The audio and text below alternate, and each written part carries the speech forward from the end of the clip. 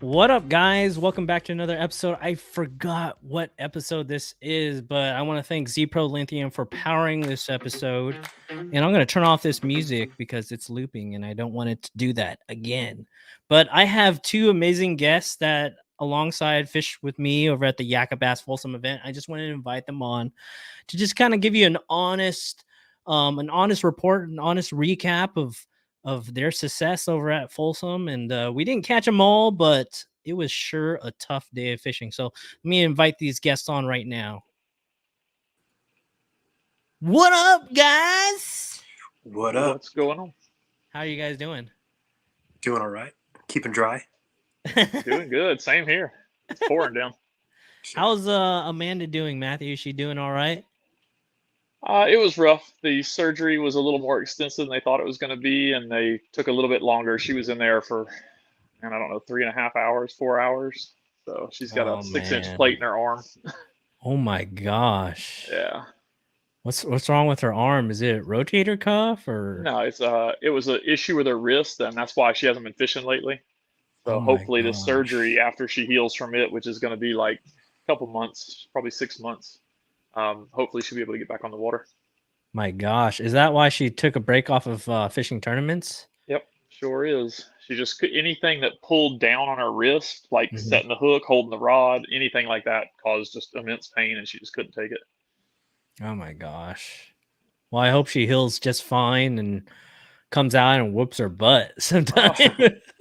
She's talking about doing a BASS Open with me back east, and maybe the Hobie down at Sam Rayburn this year. So we'll see. Ooh, Sam Rayburn, dude! I really wanted to go over to Hobie BOS Cattle Lake, man. I really wanted to go. Oh yeah, me too. It's too bad. So how was your guy? What did you eat after the tournament, Matt? Nothing. Nothing. Oh yeah, that's right. You're on the liquid diet. That's it. I'm juicing, dropping weight. Don and I. Oh, go ahead, Don. No, you go ahead, Don. What were you gonna say? I was just gonna ask Matthew how much the weight he's lost. I'm down 14 or 15 pounds in about just under 2 weeks. Nice. Is it going still? You're going strong still? Losing a lot every day? Yeah, drop between a pound and a half a day usually. Oh wow. What do you do during the day? Are you at work right now or? No, I'm at the house because Amanda's surgery was today. I took today off and stayed home with her. Okay. And then I'm probably going to end up teleworking the rest of the week just so I can be here. I mean, she's got no use of her right hand, which is her, that's her dominant hand. So she can't do really anything. So I need to be here to help her out. Yeah, for sure. So I wanted to get us grouped up because there's really no podcast out there that's covering each of those Yak-a-bass events. So I figured I get a recap of what was super successful for you guys. So I don't know, whoever wants to go first. We have Matthew, Brannon, Don. Well, let's do a quick intro, Matthew. Just give a quick background of what you fish, what you plan on fishing this year, and how you got started in kayak bass fishing. Just real quick. All right, sure thing. Yeah, I've been kayak bass fishing since 2010. That was when I got my first Hobie Pro Angler. And I fished KBF back in the day because that was the only thing we had. So I was at the very first KBF Open we ever had. That was on Santee Cooper. I'm in the Coast Guard, moved out here to the West Coast. We didn't have anything going. That was in 2013 is when I got to California, and there was nothing out here for the kayak bass fishing. So I gauged the interest up here to have something tournament series wise. There was enough interest around. About the time I was trying to start something, there was another guy that was starting Delta Kayak Bass Series, so I fished that. That's where I met James Snyder. And at the end of, I guess, the second season of Delta Kayak Bass Fishing or Bass Series, James and I decided to start Yakabass. So me, James, and Brian Butterball, and then Justin Del Campo Sr. started Yakabass back in the day. I fished every series so far, I think, other than BASS. I have not fished a BASS event yet. But this year I'm going to concentrate. I'm going to do all the Yakabass events. I'm going to travel back east for 2 of the BASS Opens, the one on Possum Kingdom in Texas, and also La Crosse, Wisconsin, up on the Mississippi River. And then I'm going to hit the Hobie BOS down at Sam Rayburn in September, and that'll kind of finish off my season. But I'm pretty much just doing Yakabass out here on the West Coast this year. Right on. And you'll be seeing more of me chasing you down. I hope so. It was real fun. Yeah, I need to wear that tutu next event. I mean, this time. Don, give me an intro, who you are, how you gone fishing real quick, and then we'll go get into the recap. Sure. I started kayak fishing in 2017, just bass fishing. That's basically it. My first tournament was 2019 Yak-a-bass. Nice. And I've been doing that ever since. Just kind of, I haven't really gone for AOI or anything like that. Just picking and choosing my events. I want to fish the majority of the Yakabass events this year. So that's my only plan. The main goal was to qualify for the West Coast Championship, and got that done this weekend. So, heck yeah, all three of us did. Yeah. Woo! Hey, maybe we could do a little trio battle. Last time it was Don and Matt just like firing off 20 inches at each other at Clear Lake. What about Dominic now, huh? Yeah, there you go. Man, it would be something if we can crack a top 3 together. Yeah. But all three of us have to be on a pattern. So Matt, tell me about how you FaceTime me during practice when you caught that 18-incher. Tell me about how you caught that fish, and did it help you to make the decisions that you made on the water during the Folsom Yakabass tournament? Absolutely. That was Friday afternoon. Pre-fishing for this tournament at Folsom ended at 6 p.m. I actually worked Friday morning and got off earlier than I thought I would, so I just hauled tail to Folsom and threw the boat in. That's where I ran into you at the ramp. You said you had been Wait, struggling. let's pause that real quick. I was on the phone with Don at that time, and he was just like, I just saw Matthew Brannon. He's planning on fishing for the next 4 hours. Like, he only had so much time to pre-fish. I was getting off the water. Warrior. Yeah. You're getting off the water. You saw Matthew Brannon rigging up his boat, and then you took off, and then I came up to the ramp, and then I saw him. I'm like, what are you doing trying to fish in the last 4 hours? And it was pretty bad conditions there too. Yeah, it was getting windy. But I guess my thing was I'd only spent 1 day on Folsom up to that point, which was the weekend prior. I fished Saturday pretty much from daylight till dark. It was pouring down rain, overcast, windy, and cold. And I knew for the tournament we were going to have sun, and it wasn't supposed to be as cold. I guess originally it was forecast to be 70 degrees on tournament day. So after a full week of rain, the conditions completely doing a 180, I felt like getting even 4 hours on the water that afternoon would at least let me see what the conditions were like, what the water clarity was, and it worked. Nice. I launched. I saw there was a whole lot of debris in the main lake. I saw that the main lake had gotten, I wouldn't say muddy. It was definitely stained more than it was the weekend prior, but it wasn't muddy. I mean, we still had clarity. But I ran up the river, up the South Fork, and it was definitely muddy as you went up the river. And just on a whim, I decided to go into the back of a pocket. We're dealing with water temps anywhere from 46 to 48 degrees in the main body. And I wanted to see if there was any warmer water in the back of those pockets and maybe pulling some early fish up, maybe thinking about spawning. And the first pocket I went into, when I got to the back, it was muddy, but the water temp jumped to 51 degrees. And when I saw that, I was like, hey, that's 51 degrees is high enough that I could probably catch one on a bladed jig. And so that's what I did. I tied up the only bladed jig I had, which was a green pumpkin chatterbait, and started running the bank. And I think it was like my second cast, I missed a fish. And about 2 casts later, I caught that one somewhere between 18 and 19 inches. And just to get a little ribbon going, I decided I'd FaceTime you and let you know. So you did build off of that pattern. Absolutely. Oh, So, wow. I called you and FaceTimed you, and I had that fish laid on the measuring board. Yeah. And then while we were on the phone, I hooked another one and missed a third one, all in that same pocket. And I was like, okay, that's enough. I don't need to beat up this pocket. So I just left that pocket. Didn't really have a lot of time to explore the rest of the South Fork, but I just assumed, later in the day, as that sun was up, temperatures were going to start rising, probably the second half of the tournament, I would be able to go in those pockets and hit active fish that were moving up in there for that warmer water. And Right. that's what I did during the event. Dang. And how many batteries do you carry for the Torquedo? I have 3. I had 2 with me on that trip, but I mean that was only a 4-hour trip. I mean I didn't need. What I about could for have done away tournament with day? tournament day. I usually run 2. Oh, Sometimes I'll okay. carry the third one just in case, but Yeah. I can fish a full day on a single battery, and that's even running. I usually don't hit wide open when I'm fishing during the day, even running from spot to spot. I'll run at like Mhm. 5 miles an hour, and at 5 miles an hour, I still have 20-mile range or so, or 17-mile range. So Okay. I can get away with fishing the entire day during a tournament on one battery, and then I'll usually swap to my second battery for the run back because I usually run it at wide open. I usually push it right up to the limit to get my Yeah, I maximum saw time of you. fishing. You're cruising up, right? You're trying to make Yep. weigh in, or you're trying to make get your points Yeah. and So sign in correctly. Yeah. I run wide open all the way back to the ramp on that second battery. All right, let's switch over to you, Don. Like, let's talk. Since we're talking on the battery game, you ran out of batteries, right? On tournament day. Not quite. Yeah. I mean, it was really close though. It was really close. I mean, I think I Yeah. crossed the lake probably 3 times, 3 to 4 times. So Oh, you did? yeah, I mean, I went back and Man. forth. I don't know. It's I guess it's the east fork or south fork of the lake.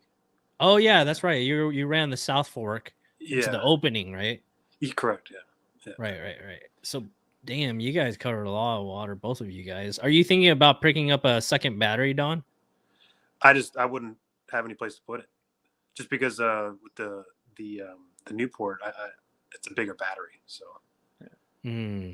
I mean, Maybe that's a 24 volt, right? yeah, correct. Yeah, I could probably fit it somewhere, but Yeah. I don't know. I wouldn't want it. Maybe you could do like a 24 amp hour, like smaller battery. All right, Yeah, 24-volt smaller, just like how Matthew Brand does, just to get back to get in more time. amp hours, I think you can do that. You can get 2 smaller batteries in the kit. But Yeah. I don't know. I haven't done a whole lot of research on that. Yeah. To see I if don't there's- know. It seems like Matthew Brand has it down. Well, you Well, know, and I played on tournament day because I followed you when we started, Dom. I did see I went towards the that. dam. Yeah, I was not planning on fishing down there, but I knew my fish wouldn't turn on until later in the day, so I wasn't in a hurry that morning. So I stayed at the Yeah. ramp and videoed everybody leaving the ramp, and then I ran down there just to chit chat with you. He was chilling. Don, Yeah. did you see him? He was just following me around. And Yeah, in the beginning of the day, he was. he had time to help me with my my flag on the back of my boat. Oh, he did? Yeah, I left it on accident. It was getting caught in my propeller. Oh, yeah, that's right. I did I notice knew that. I knew I didn't have anything for that morning when it was still cold, so I wasn't in a hurry to get to fishing anywhere. Yeah. So But were your fish still biting in the afternoon on tournament day? yeah, Okay. so my fish were kind of weird. I ran back to the first cove where I caught the fish in practice, and I got nothing. I don't know what changed. I had the right water temp when I got up there because I didn't go up the river to hit my fish until about 11 o'clock when I finally went up there to actually go try what my pattern was. And that first pocket had nothing. I hit another pocket on that, I guess it would have been the west side of the lake, nothing. So I ran across the other side of the main channel and I got into a pocket that had a huge bay, and in the back of it had like 2 dog ears off the side. And both of those smaller dog ear bays had water running into them, like waterfall running water. Mhm. And when I got back in there, I saw 53-degree water temps. And Wow. immediately I caught a 19-inch largemouth in one side and ran to the other side and caught I think I had a 17-inch largemouth from the other side. And I was like, oh, sweet, my fish are here. And I beat it up for a while. A couple other guys came in there. One of those guys, it was Cody and Tony. They were somewhat new to Yakabass. It was Cody had caught a 16 3/4, but he had the old identifier, so his fish got denied. And he had already dumped the fish. And so they came over to me. I was like, hey, man, do you have an extra identifier? And I said, absolutely. And so I pulled out an extra identifier for them and helped them out. I thought that was going to give my area a little time to cool.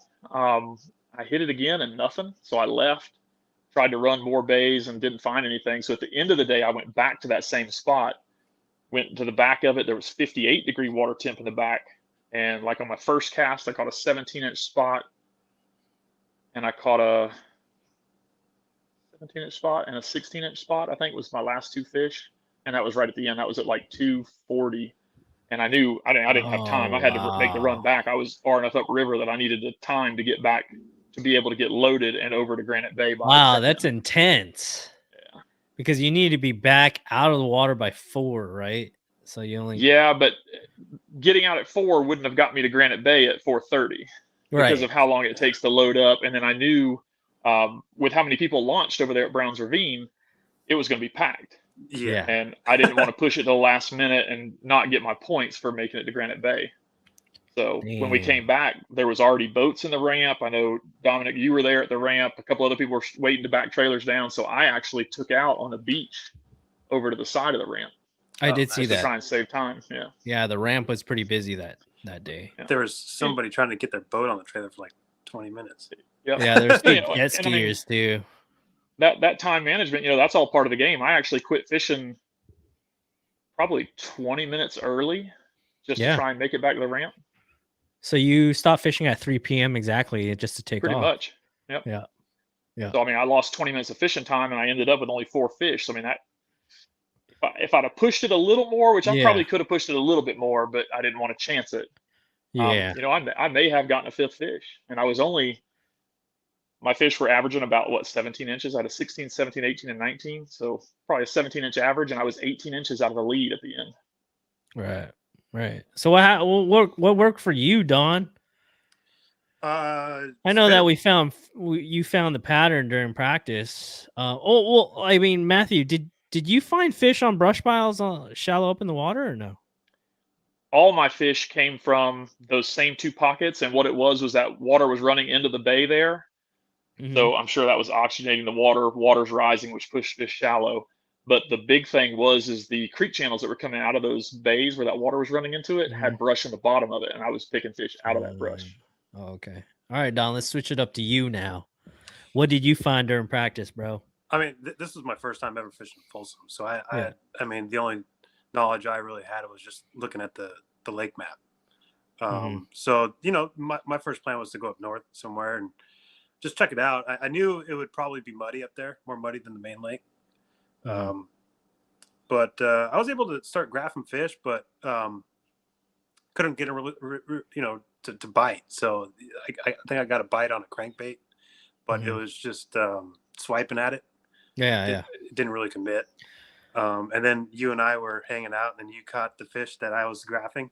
Yeah, it really confused us. It took us for a turn because you're like, hey, let's head to the spot that I practice at during practice, and then I go over there, I launch a double A rig hog farmer, and I stick a fish in 30 feet of water. And I was just like, okay, well, this might be a pattern to build off of. It was a nice one too. It was almost 7, I think it was 17 and a half spotted bass. And then, I mean, we took off, we ended our day of practice, and then Don found something on day 2 of practice. Do you want to go into what you found? Yeah. So, I mean, I decided to go to the opposite end of the lake, near the dam. And I found, it was like a little inlet over there. I'm sure people know what I'm talking about. And Matthew Brannon knows what you're talking about. I'm so, sure he caught fish over there too during practice a week ago. There was a bush, brush sticking out of the water. So, I just figured I'd chuck my bait over there. I was fishing with a swimmer bait, spinner bait. Yeah. And just casting on the left and right of the brush piles, and got one to go. The first bite I got was it 19 and a half, almost 20-inch spot.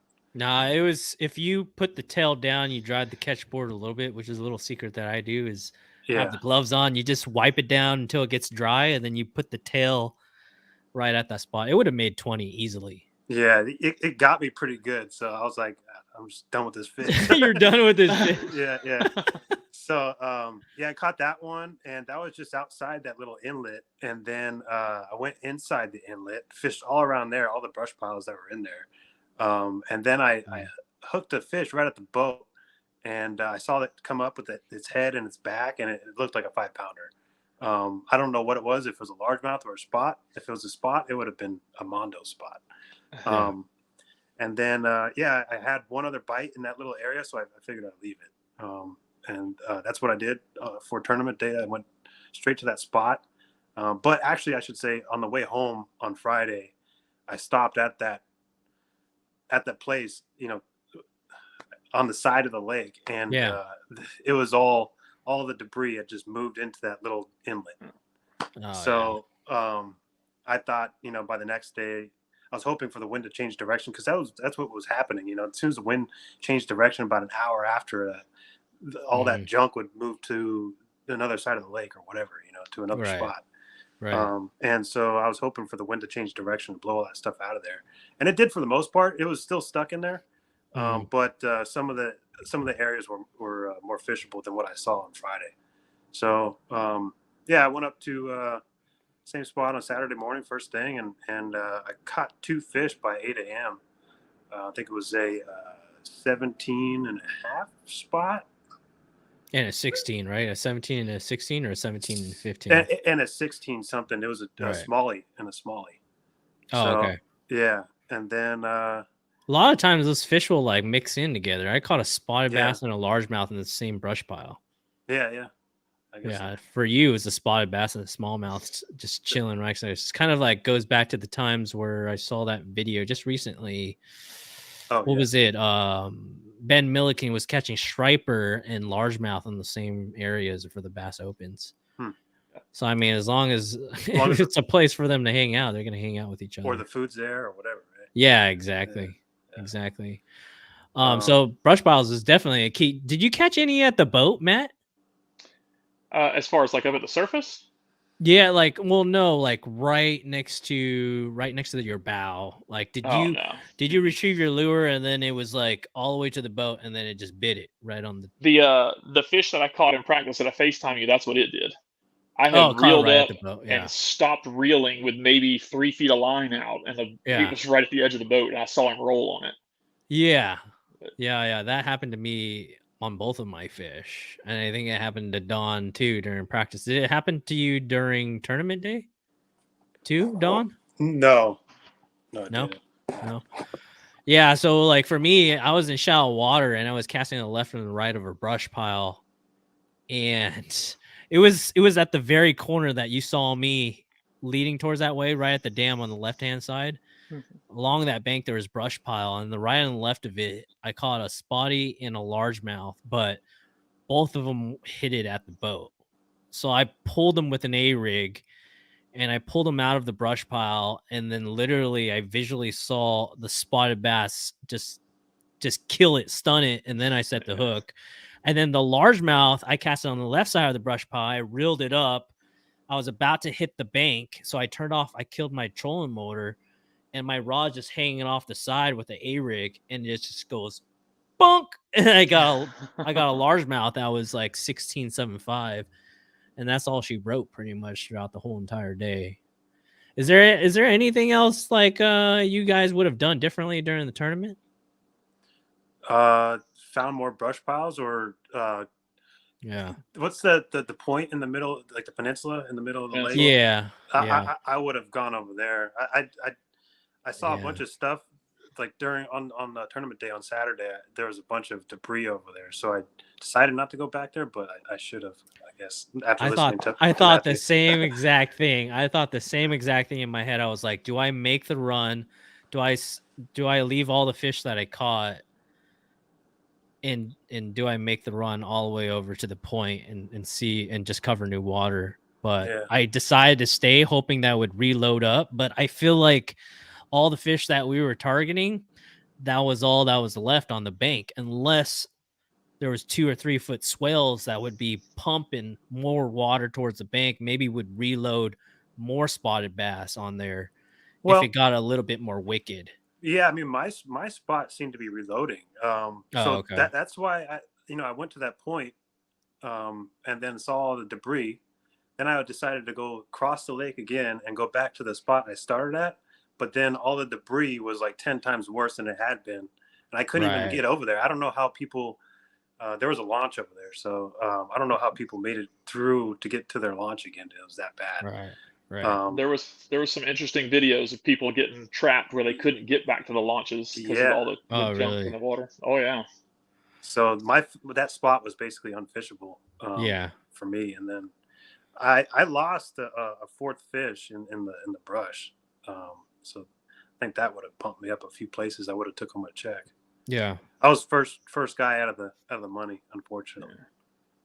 Man. Well, that peninsula, if you wanted brush, if you were to go across the lake from where we launched at Browns Ravine, right as you make the turn into the North Fork of the river, there's a big, like a rock jetty almost that sticks out.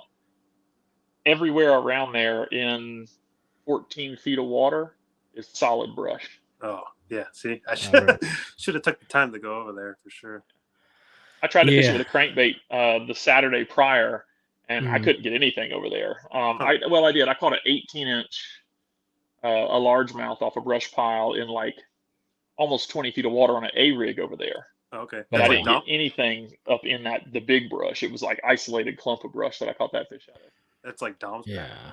that he was fishing. It's Well, and just the weekend random. prior, Yeah. yeah, I caught 84 inches the Saturday prior to the tournament, all on an A rig. Oh In wow. 20 feet? Everything was 20 to 25 feet. Wow. I Yeah, was marking fishing. them on live scope and casting to individual fish. I was fishing And- no more than like 10. So. And so when you went into practice, Matt, did you try that pattern out and you soon realized like that ain't the deal? Yeah, And then so when that's I when got you there drove Friday the creek. afternoon, Yeah. I started with the A rig Friday afternoon trying to hit humps Yeah. and stuff in 20 to 25 feet, and I couldn't get anything. But the water had also come up 10 feet over that week. Oh, really? So everything that you saw on the bank was in the water. Mhm. Wow. They should do a week cutoff or something like Well, that. Make it tougher for Matt. it didn't help me. I was just happy that I had those 4 hours on Friday. What did the clarity change? Did it go from like 10 feet to 2 feet?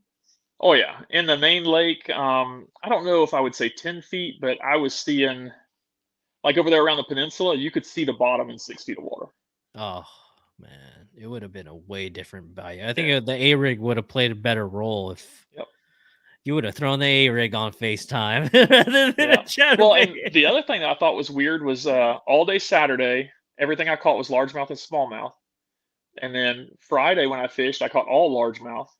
The only Yeah. spots that I caught were the last two fish on tournament day, like around 2:30. I caught those two spots. That was the first spots I had in 3 days of fishing. Yeah. Damn. But they were big. I mean, the Yeah. spots that we did catch, they were Yeah. freaking Oh, yeah. healthy studs. I don't think none of you guys caught anything lower than a 15-incher, right? I caught a 16, 15.5. 16 and a half, I think was my small fish. And a 15.5 was your smallest? Yeah, yeah. Damn, dude. I mean, that lake could definitely be a good fishery. It's just when the water clarity is a little bit better, I feel like you could smack them for sure. You know, I hear, I don't have a whole lot of experience on Folsom, but I hear it's very finicky. Like you go one day and hammer them, and the next day you don't. And Yeah. with all my research, I was betting that it was going to be a spotted bass, just dink fest where everybody's catching 13s, 14s, and so Yeah. I was pretty impressed with the average size of the fish caught. Right. Right. Yeah, if you look down the leaderboard, it's mostly 17s and 16s. Yeah, I mean, I probably had my 4 fish that I had on tourney day was probably 10.5 pounds for 4 fish. So Yeah. I mean, if you compare that to what the guys were doing in the Apex Pro, what, Dude, 2.5 that's weeks ago, huge. Yeah. I was on par with what the leaders had in that Yeah. final top 10.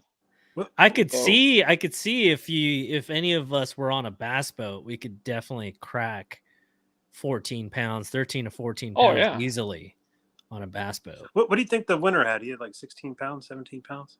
17 3/4, I think, was the winner for the Okay. Apex Pro. But they Oh. reset the weights on the final day. What happened? I mean, for Yakabass, Did he have 92 Oh. inches? 91. No, Yeah, was it? I thought 91. it was. Oh man, I didn't even see it. I thought it was 88 inches, but that must have No, been. it was 91. Yeah, 91. That was so- Michael. That was Michael Yeah. that caught 88. So I think if it was 91, I think it would have easily been 17 pounds. pushing 17 and a half pounds. Yeah, easily. A 92-inch bag is a pretty solid bag. All 3 to 3.5, 3 to 4 pounders actually. Yeah. Wow, damn. And here we thought, Don and I, we were talking about it, we were like, Oh, well, 82 man, inches is what I guess. I it's, think. it's not gonna take 100 because Pua Yeah. said it's, dude, the way that I'm looking at it, it's gonna be 100. That's what Pua Oh. said, right? And then Don, I talked to Don, he was like, no, man, in the past, man, it only won by like 82, 83 inches. And then after practice, we were kind of like, I don't know, probably mid 80s. I was And guessing then 86. yeah, and then freaking, 91 or 92 inches. That's crazy. 91. Yeah. Well, that's what I said. My 4 fish was 70 and a quarter inches.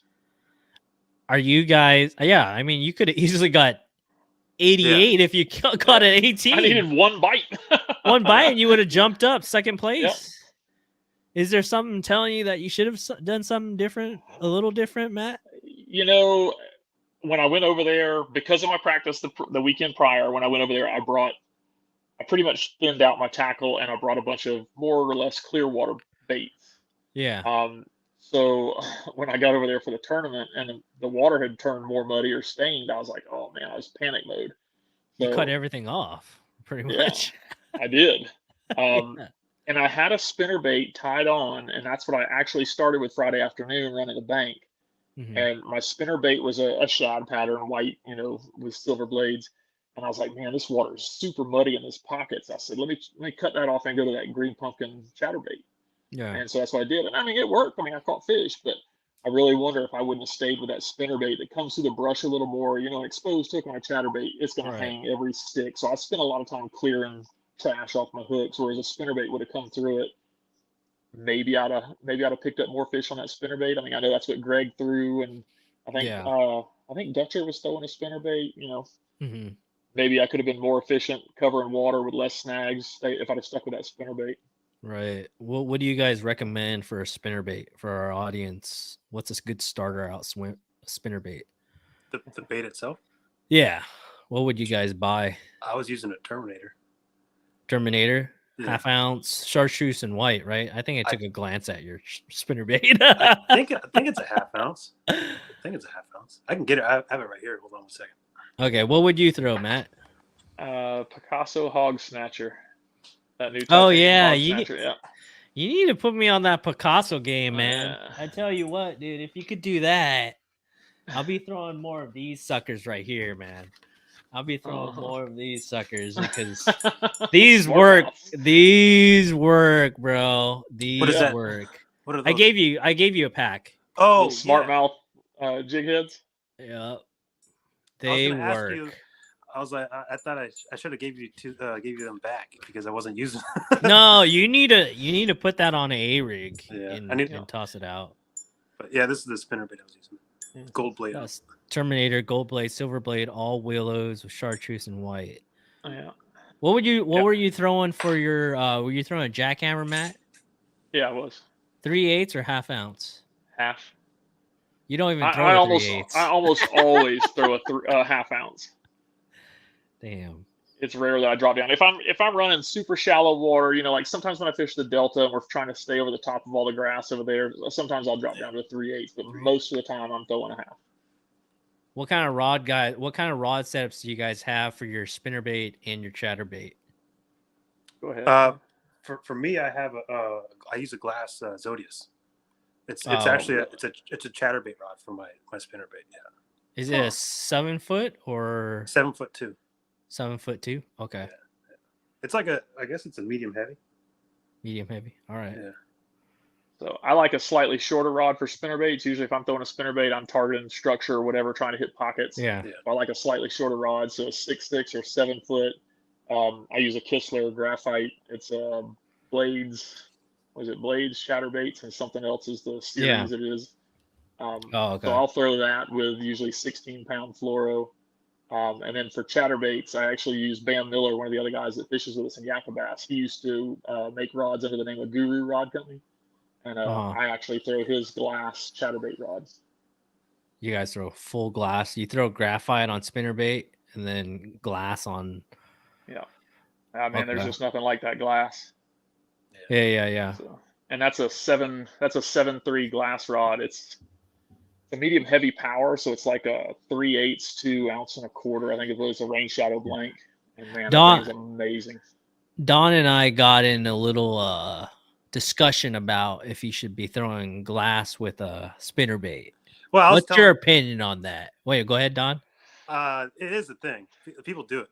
Yeah, And I'm not works. educated about that, so it works for me. I mean, most people they tend to throw for a spinnerbait a more forgiving rod or a more parabolic rod for a spinnerbait. So right. I mean, that's what you're going to get with the glass rod.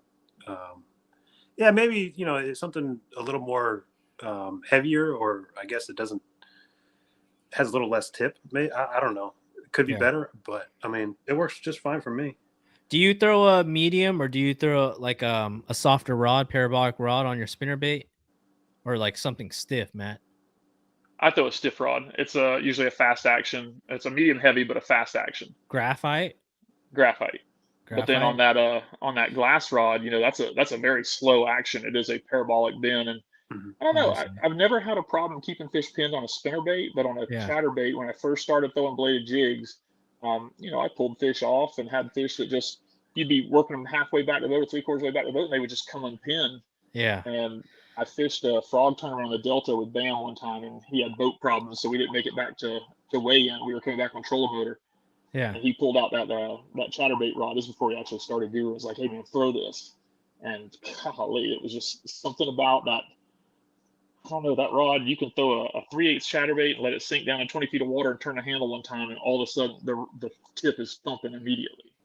And I see. Having that sensitivity, and then like when you hit a fish, I think I told you, I don't set the hook on a chatterbait. When I'm rolling a chatterbait back and a fish hits it, I just keep reeling.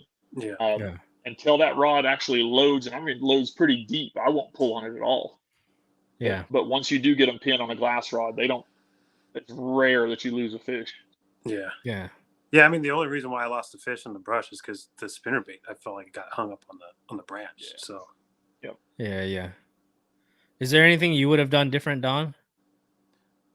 In terms of probably hit that, like you said, hit that little peninsula that comes out. That find a different area, find more brush. Because I mean, literally, there wasn't too much to target. I mean, in the area I was fishing. I mean, maybe I could have with the area I caught the 15.5-inch fish. I could have fished that a little longer. Yeah. That was just a random fish. I was graphing fish there, and it was one little stick up that I threw my spinnerbait at and got a bite. But there was more fish over there. I could have stayed there probably another hour. Yeah. All right. Well, so we went over technique, kind of rods, what you throw in terms of spinnerbaits and chatterbaits. We have Tulloch coming up. Are you guys fishing both the Tulloch? Are you fishing the Tulloch events? Both of you guys? Absolutely. What are your plans for stay, Matt? For Tulloch? Well, I don't know. I've been sitting here watching YouTube videos all day on Tulloch. I will probably see if some guys want to split an Airbnb or something. Yeah. We might have to. I'm doing Maloney's the week prior. Yeah. Oh. But we got Maloney's for the native, and I just booked a cabin over there for that. Yeah. Are you doing the new Maloney's tournament, Don? I'll do that one as well. Yeah. Damn, you guys should just bunk together. Shoot. I'm up for it. Yeah. So what do you guys think? What's going to happen for Tulloch? How many inches? Because I've been watching YouTube videos for that one too. Well, didn't James just post something on the Yakabass page? Somebody caught, or the tournament was won by over 30 pounds, and the second place team was 26 pounds. Was that a 7-fish limit or a 5-fish limit? No, it's a 5. That was Outlaw Bass Club. I thought it was 27 was first, 26 was second, like 25.9 was third. Oh my gosh. Yeah. It's probably a 100-inch tournament most likely. Yeah, I think that's what Shane Jones won. There was like a 6 Lake bass tournament, like I think it was 2020, and he won at Tulloch, I believe. I don't know if I'm blowing up the spot here, but no, there's so many videos on that tournament. Tasmal has a lot of experience on that, or it has some videos up there, and he in the back of the boat, he was whacking him. he beat his boater. He got second place against boaters and non-boaters. Yeah, he had 14 something pounds with 3 fish. Was that what it was? Yeah. something like that. It was Out the back of the It boat? was huge. Yeah, I just watched that one earlier. But there's some big bass over there for sure. So you guys both think 100 inches. Close to Do you it. think they're gonna be? Do you think they're gonna be spawning at that time? Yeah. Yeah, it's going to be a bed fishing tournament. Well, I say that it will be a spawning fish tournament, but with the water clarity like it is right now, I don't know how many you're going to see. I like that idea. I like that idea. Muddied up And spawning that's probably time. going to be a good thing for Tulloch, because if you've seen, was it Garrett Clark that posted his Yeah. tournaments over there? I mean, that stuff looked like aquarium water. Yeah, it's real clear for sure. That is not okay with me. I did watch that one. Nice. Mr. Minimum 16-pound test over here. Yeah, I was looking at that going, ooh, that is not the spinning rod fest, and that's not my strength. Have Yeah, you how fished many- there before, Matt? Yeah, I have not you? fished Tulloch. Okay. Damn. I fished Maloney's a good bit, but I haven't fished Tulloch. Have you fished there, Don? I have. My brother lives right on the lake. I fished it a few times, but not a whole lot. But Tell him to put a couple brush piles in front of his dock. yeah. Right now, put a couple brush piles next to your dog. Damn. Yeah. Oh, shoot. Alexander's here. I wish I could bring him on the podcast. He could tell us a little bit about Chick right now. I think he's at Chickamauga right now. Real cold over there, isn't it? Yeah, don't know. I've talked to Josh Bryan a little bit. It's cold and muddy. His reels froze up a couple mornings ago. Oh my gosh. So it's been 32 degrees every morning. Oh my gosh. Yeah, I think that tournament starts tomorrow morning. Yeah. I'm 3 hours in the future, Alex says. So do you guys think so is Josh O'Brien on a good bite right now, or what? Is he fishing the championship? He's catching some fish. Yeah, he's fishing it. He won the Clear Lake Championship, BSS Championship, and qualified. So nice. he went out there. Him and Kyle O'Connor went out there. Oh, sweet. And they're doing all right. They're catching a few fish. Kyle's Yeah, not actually in the tournament. Kyle just split the drive-in and wanted to look around. He's looking at retirement places out there. Oh, okay. I talked to Rolando Nandin, Z-Pro teammate, and he was saying he's catching them, but he needs to get on some size because, I mean, it's going to take over 100 each day probably over at Chick. Really? Yeah, we talked to Christine Fisher earlier, and it's she on. said the same thing. She's going to have she needs some stuff to change. Oh, yeah. Yeah. Everybody's waiting on water to warm up. Yeah, I don't know, Don. Like, I just got off the podcast with Chad Brock from Jackson Kayaks, and he told me like any given cast could be a 10-pounder over at Chick. Wow. From what I've heard. Absolutely. Like, yeah. Was that? I mean, is that the other times of the year, or is that? I think that Chick's got a reputation for holding giants. Yeah. But this is the time of year when you can really, you can really hammer them. I mean, you could pull a 40-pound sack over there. Yeah. But when it's 32 degrees in the morning, you think? You'd be surprised. One of my best finishes at the national championship on Kentucky Lake, it snowed on me in practice. Oh, wow. And we caught them shallow. Like I was beating rocks with a 1.5 Strike King 1.5 crankbait. Wow. Hey, I was doing that too during the national championship. 1.5 Lucky Craft. That didn't work out for me too well like it did for you. Yeah. Well, I wish the best for everybody out there. What he says? He said 5 fish live bait today, 52 pounds. Stripers. Yeah, I wish we had Alex on. Hey, Alex, do you want to hop on the podcast or what? If you're hearing this, so it's definitely gonna be spawn time, pretty much over at Tulloch. Yep, Tulloch and Maloney's will both be spawning fish. You don't think it's gonna be delayed at all? Maybe set back a couple weeks? No. If it's really muddy, maybe. Well, I figured those fish were already pulling up in Folsom in 51 degree water, 52 degree water. Yeah. That's what they were pulling. That water gets 50 degrees, they'll start spawning. Yeah. Oh, really? Because Don was saying that too, but I'm a little bit on the other side where I'm like, okay, they're full pre-spawn, but they're not ready to go. But if they're moving up, though, I mean, they're getting ready. Do you think so? I mean, if I caught a fish, it was literally like 2 foot off the bank in like 3 foot of water next to a brush pile. I think that fish is looking to do something. Yeah, absolutely. Okay. Damn. I guess you guys changed my mind about spawning fish in 51, 55 degrees then. Well, that's why I'm kind of stoked about this Maloney's event Yeah. because that's going to be a spawn event, and it's a big bass hourly. So Wait, you're you- stoked? I yeah, thought it's you're. gonna be a lot of fun.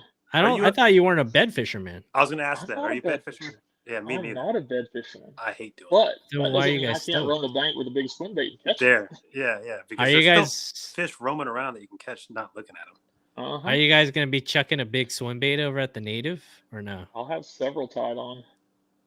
Like mag drafts or something? No. Or what? No? 8-inch Hud, probably a Bull Gill, probably an S-Waver 200, maybe Damn, a what are you gonna have tied Negotiator. on? What are you gonna have tied on, Don? Maybe with this one. It's Oh yeah, a little Damn. Clash, yeah. Tiny Clash. Yeah, I'll probably do the Tiny Clash. This is the Clash 9, but I Is don't it? know. Maybe I should put this one on. I've never thrown this one before. I like the Tiny Clash. Yeah, the Tiny Clash works really well. Alex says, seriously, Laugh Loud record was broken. Guides clients got 52-pound bag today with Wow. 2 12s. I'm trying Wow. to sleep. Ha ha. Live bait, huh? Live bait. That's incredible. See, just right there, Don. I wasn't lying. Chad wasn't lying. He said like any given cast could be a 10-pounder. Well, I mean, they caught 2 12s. We And had a then kayaker a couple years ago caught a 13 over there. Oh, Wow. really? What's that tackle shop one? Oh, Was that tackle shop when it got the news? So I guess Alex gonna be like underspin all day and drop shotting a kayak. You got the live scope now, AJ. Utilize it. Get it. From his stories, he was catching all the other species. Oh, really? He was I catching haven't been seeing his stories lately. caught a drum, Oh a man, white bass. But sure that's I part did of that. the course up there. I did that on Kentucky Lake one year. Amanda and I went out there. We were fishing the main river channel trying to do the ledge thing, and I finally found a ball of bait that had fish underneath it. I couldn't get him to hit anything, and I dropped down to a Ned rig, and I caught like 7 species and 10 casts, and none of them were bass. Wow. Yeah. I was like, what is going on? I've heard those drum are pretty fun though. Oh, absolutely. They get big. Oh, they eat a chatterbait, like really Yeah, good. yeah, they will. On a crankbait, chatterbait, jig. Yep, and they sit up just like a bass on Yeah. cypress trees. Man, you just roll past by them and they just hammer it and they go, "Ee!" and they start going up river. And you're just like, oh man, I got a 5-pounder, but you reel it up and it's just a freaking drum. Yep. Yeah, that's bad news. Yeah, we What catch do you them up say? in Wisconsin. Oh yeah. What do you guys got planned this week? Are you guys going fishing at all this week, or I might go up to Oh, Tulloch this weekend. Oh man. you might I'm catch not- 26 pounds? Yeah, it's either I'm Tulloch gonna or be the good Malone's. husband. I I'm think staying that's a home good- to take care of my wife. That's a good plan, Matthew.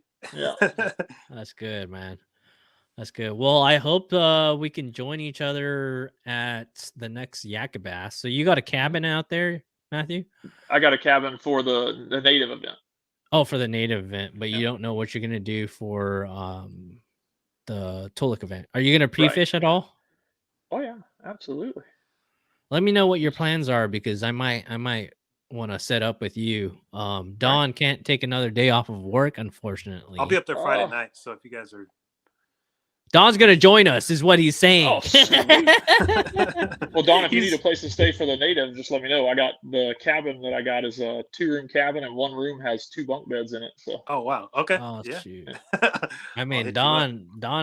Don will make it out there for sure with you, but I don't know if I could do the native. a lot of the guys are camping over at Ironwood, but Ironwood doesn't have power, and Mm. I wasn't going to do a generator, so I just got It's a a- cabin at we're- Angel's We're, Camp all, RV. we're only allowed to launch from one launch, right?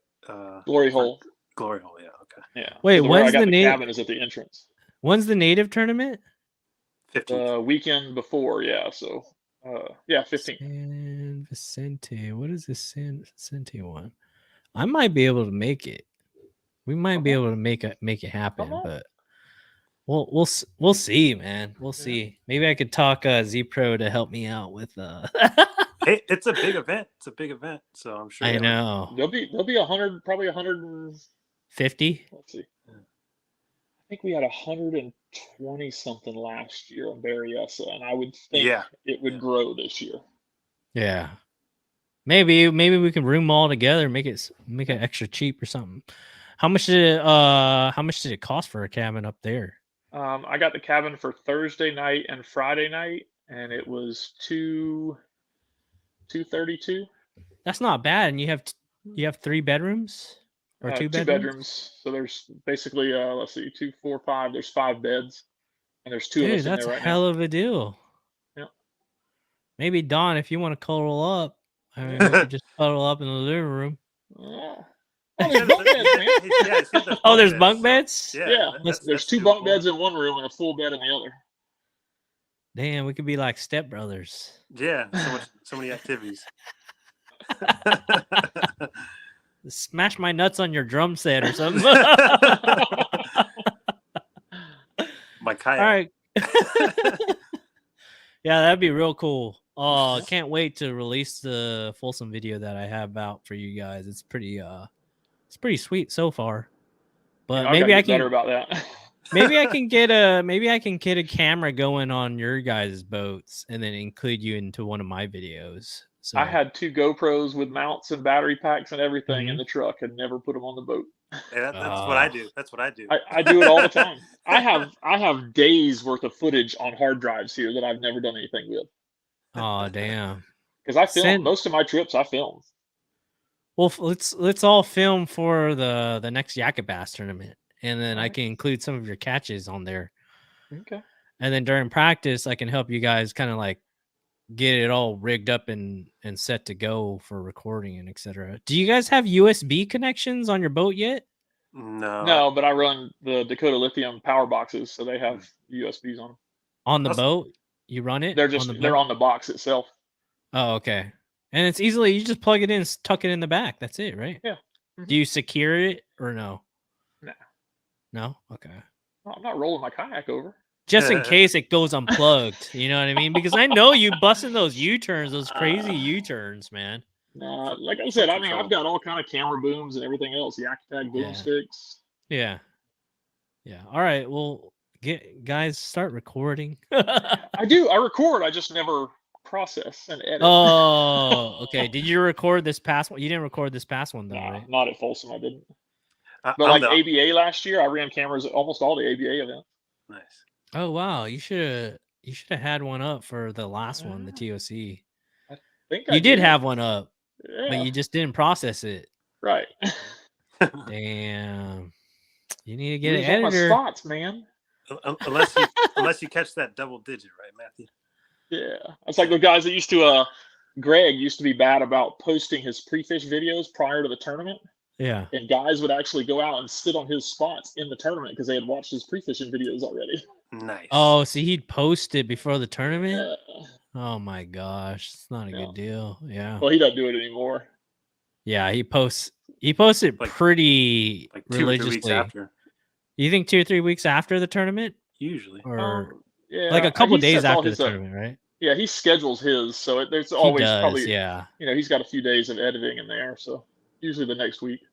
Yeah. I think we're gonna find a lot of blanks during, like, coming up. What? Greg's videos is gonna be blank because his practice. He literally said he skunked. I think both days of practice. Isn't that the story always? It's always. And then he found him. Yeah. That whole Dark Horse crew, I guess 6 of them fished the Friday before the tournament, and they all skunked. Yeah. That's why Alden showed up with us, because he was like, I don't really have a game plan, so I'm just going fishing. Right. And then 2 of them made it in the top 6. Yep. Dutcher and Greg. Yeah. Yep. Damn, man. We need to crack the top 6 too for Tolek. All right, guys, come on. Come on now. Get some of it. Come on, this is Dom D in the house with the tutu on. Let's get some. Dom D with the tutu. I need to catch a limit first. Yeah, me too. It was tough, man. There was only 5 or 6 limits, dude. Yeah, and I looked at it, dude. There's only I think there was over 50 people that blanked. 70. Yeah, I think 49 people put up fish, I think is what I saw. Yeah. 48, I think. Yeah, 48. Yeah. So there was some over 70 then that Yeah. didn't catch fish, man. So for any of us to catch fish, we were pretty blessed, like compared to the rest of the field. Like that's insane. Like I said, I only got 4 bites all day. Me too. Yeah, 4 bites, 4 in, and then you got 4 bites and 2 in, right? Or 3 in. 3 in, yeah. 3 in, yeah. Frig. Oh, James Snyder is on. Oh, Alex said goodbye. Good luck, Alex. Good luck, Alex, if you're not sleeping already. And then James Snyder says, sorry, I'm late. And then he says, speaking of Tulloch, Airbnbs are damn expensive. Yeah, they are. It's like Let's split one, James. Over 250 Yeah, bucks. James. You know, since you're sponsored by Z Pro, maybe you can give us a deal, all 3 of us. Matthew and Don. I don't know. If you guys want to split a Airbnb, I'm totally down. Absolutely. For Tulloch. But I don't know what my plans are for New Maloney's. I don't even know how far that is from me. Is that a far drive? The same as Tulloch. Yeah, New Maloney's runs into Tulloch. Yeah. Oh, so it's the same 5-hour drive for me then. Yep. Yeah. Tulloch is below the dam on Maloney's. Yeah. I gotta talk about it with the girlfriend. She's not too happy that, you know, Bring her with. If you win, maybe she don't like the cold, man. She's from Korea, bro. She don't like that cold. She's from Korea. That's why she went to California, bro. Korea has colder weather than here, I think. That's what I'm saying is like she ran away from it. Oh, I now see. she doesn't Okay. she doesn't want to. She wants to stay at the beach. You know what I mean? Oh, man. But I'm telling her like, hey, let's go to Tennessee or Texas right now. Uh-huh. I want to cast and able land on like a 10-pounder or 12-pounder, like Alex said. Daigo says Tulloch Campground's got some cabins. Is that where you got your cabin, Matt? No, it's at Angels Camp. It's basically the road that turns into Glory Hole where we'd be launching for the native tournament. The campground is at that road, so you're cool. 5 minutes from the launch. Damn, let's do it. And then James Snyder says it was 90 or 900 plus for Thursday and Saturday. Wow. Really? Truck. For Tulloch? Damn, we are definitely staying together for Tulloch then. That's a nice neighborhood up there. Nice I'll tell you, the big events back east, like the championship stuff that the guys are doing now, you start going to those tournaments, those guys get together and they'll put a dozen 12 people in a house. Yeah. Yeah, 12 people at a house. And they'll yeah, but they got houses like that. Yeah, they got a huge freaking house though. Yeah. Like badminton and everything. I saw Christine Fisher's video and I was like, damn, it's like a vacation pad pretty much. Mm-hmm. So all 3 of us are set to split for at least Friday night for Tulloch, but I'm going to be there probably Thursday. So if we can invite maybe 5 more other people, we can get one of those mansions and then stay there, you know. Yeah. We'll figure Sounds out. Like James needs a house. Yeah, James. Just don't bring your generator, right? That was too loud. I haven't ordered it yet. Still trying to figure it out. I think it sleeps 8+. Oh, dude, I'm down. Dude, I got a cot. We can make it sleep 10. Yeah, let's do it. All right, guys. Well, thanks for joining me on the Z Pro Lithium podcast. And if you guys need batteries, the link is in the description. If you guys want more information after the Yak-a-bass tournaments, not before the tournament, but after. Well, we gave a little bit of flavor. We told them that they're going to be pretty much spawning around that time, right? So, yeah, if you guys want to tune in next time, we're probably going to do the same recap if you guys are down to join on this podcast again. Sure thing. Next month. Yep. All right, guys. I'll catch you guys later. Have a good night. Thanks again. Grateful for these guys and grateful for all the sponsors. I'll catch you guys later.